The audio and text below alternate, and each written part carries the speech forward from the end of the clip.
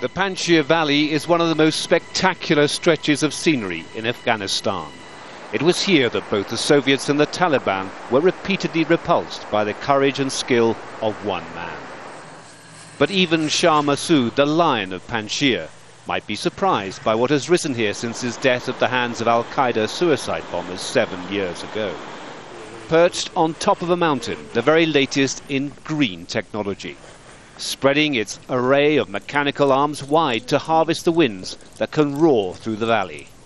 Except when we got there, the winds had died to a whisper. The only real signs of activity were demining teams digging into the rocky mountainside.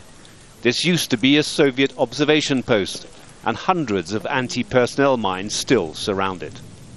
This wind farm is unique in several respects. Not only is it Afghanistan's first, but if it had been built anywhere else, the Taliban might have blown it up by now. And the power it's producing is not exactly going to the people.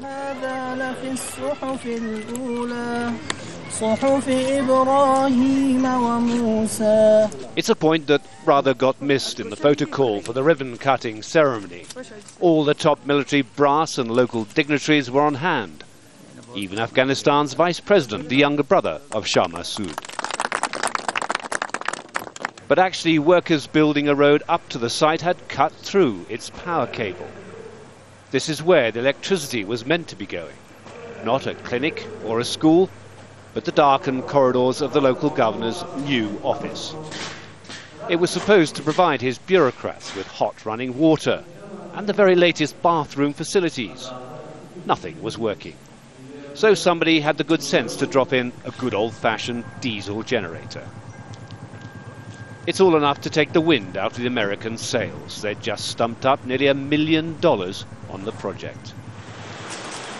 Atakila grows wheat and corn in the shadow of the wind farm.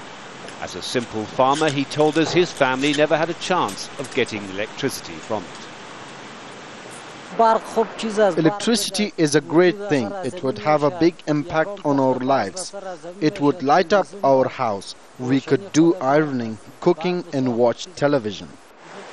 A huge and beautiful source of renewable energy flows right past his front door, the Panjshir River.